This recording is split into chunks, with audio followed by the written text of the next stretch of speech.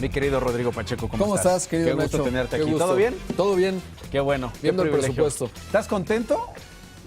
En una frase, ¿cómo describirías el paquete económico 2020? Del 0 al 10, como cuando en la escuela, yo le pondría 8. 8. 8. ¿Por qué? O sea, ¿por qué no le das el 9? Porque es un poco más optimista de lo que debería. Es decir, por ejemplo, se proyecta que el próximo año en promedio estaríamos creciendo 2%. Ok. Revisando... O sea, ellos proyectan entre un intervalo entre 1.5 y 2.5. 2.5. Los analistas dicen 1.3. Exactamente. Tú dices... Yo digo, sí, no estoy seguro que crezcamos Ok. 2. Y eso te genera una serie de supuestos en cuanto a ingresos, cobro de impuestos. Otra cosa que me parece un poco optimista es la producción petrolera. Ok. Ellos están viendo que va a aumentar 1.900.000 barriles por día. A 50 varos, 40 A dólares el 49 barril, ¿no? dólares 49 dólares. por barril de petróleo. Se ve bien complicado que lleguemos Ok. al 1.9 para 2020. ¿Adjetivo para ese paquete económico, Rodrigo Pacheco? Optimista, poco, es más, diría un poquito más optimista de lo que debería. Ok, bueno, vamos. No hay nuevos impuestos ni incrementa de los ya existentes. Exactamente. ¿Qué opinas de eso? Que muy bien. O sea, yo creo que, digamos, en un mundo ideal tendrías que ampliar la base tributaria, porque obviamente pagamos impuestos poquitos. Ampliar la base muchos impuestos. tributaria es cobrar más impuestos, Cobrar generar más impuestos, exactamente. inventar más impuestos. Sí, o buscar formas en las que el 57% de la economía que es informal, de los trabajadores, pues pudiera reducirse un poco. Y así el Estado tendría más ingresos y se podría repartir mejor la carga tributaria. Tú Eso- celebras que no... Pero pienso que, tomando en cuenta la realidad, está bien que no haya un mayor cobro de impuestos porque lo que necesitas es activar a Sí. la economía Y que paguen los que no pagan. y que paguen los que no pagan. Y activar la economía. Bueno, ahí está. Toma una serie de datos como parte del contexto este paquete económico 2020. Falta de crecimiento. La economía mexicana ha crecido solamente una tasa de 2.4% en promedio. En los últimos 35 años no se ha crecido ni al 1% anual.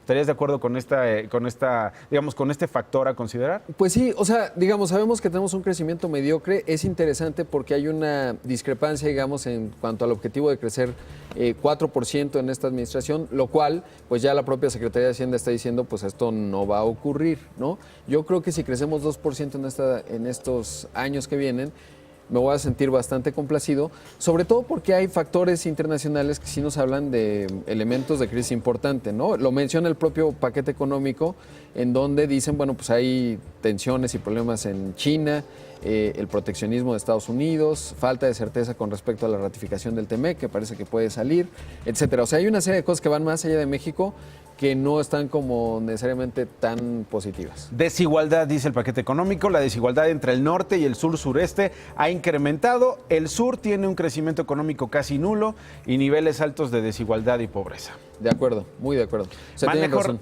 Manejo responsable de los recursos. Tú, te preguntaría, ¿ves al gobierno manejando responsablemente los recursos? La verdad es que creo que tiene severos retos porque todo este tema del subejercicio genera mucha opacidad. Es decir, cuando tú quedaste de gastar 100 pesos, te gastas 60, esos 40, cómo se reasignan o dónde quedan, no va quedando del todo claro. Es normal en un arranque de administración que ocurra esto porque la gente pues no sabe exactamente, digamos, hay una curva de aprendizaje cuando tú te conviertes, vamos a pensar en una dirección general en el área del medio ambiente.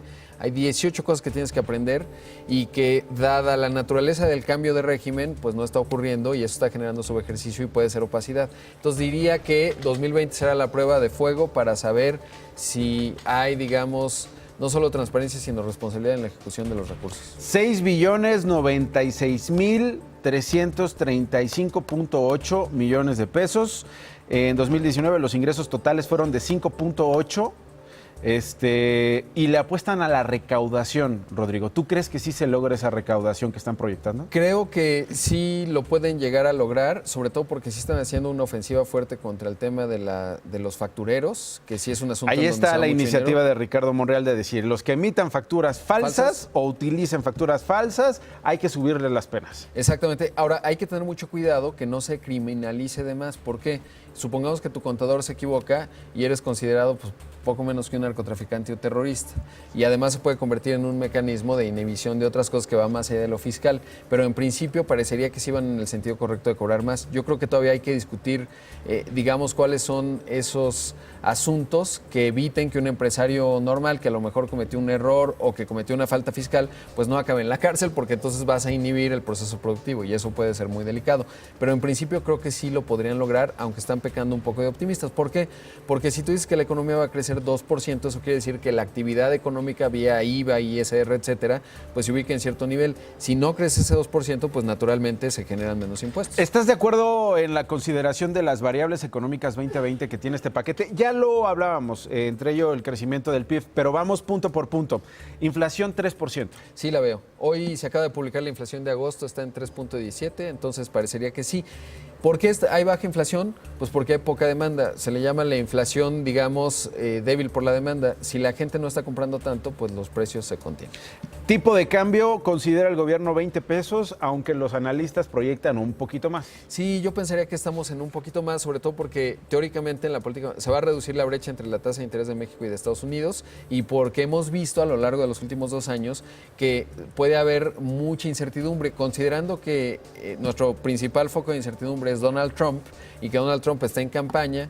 De aquí a noviembre del próximo año puede haber sobresaltos, entonces me parece que es un poquito optimista. 7.4% en la tasa de interés, ¿y eso cómo le afecta a la gente que nos está viendo?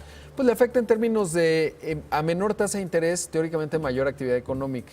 Entonces lo que está ocurriendo es que el Banco de México está bajando la tasa de interés, es un ente autónomo, no recibe órdenes del gobierno, y eso le beneficia a la gente en que, pues teóricamente hay más actividad económica. El crecimiento de 1.5 a 2.5, dices tú, pues en promedio son el 2%, aunque tenemos el 1.3 ahí consensuado por los analistas. ¿Difícil de conseguir incluso el 1.3 o dices sí lo vamos a alcanzar ese? Diría Tampoco. Que sí, el 1. No, por tu cara ya. Sí, 1.3 me parece. Pusiste cara de lunes, hermano, cara de lunes. No, el 1.3 está... $49 por barril, ¿te gusta? Me gusta porque es conservador, ¿no? Okay. O sea, la mezcla se cerró en 56. Podrías pensar que si el mundo se desacelera, el precio del petróleo tiende a caer porque hay menos demanda. Mira, están considerando recaudar más de ICR, más de IVA, sobre todo porque en algunos productos van a subir el gravamen. Actualizado por la inflación. IEPS, más en el asunto de derechos, más todavía cuotas y aportaciones de seguro social que están pensando más, impuestos al comercio exterior también están pensando más. Un poco de aranceles, pues sí, digamos, todo está vinculado al 2%, porque tú puedes cobrar más ISR si hay crecimiento, porque las empresas vendieron más. Si no logras el 2% y logras 1.3, vamos a pensar, pues ese supuesto no necesariamente se cumple, pero me parece que están relativamente realistas, o sea, no es algo que digas, ¿quién sabe qué están hablando?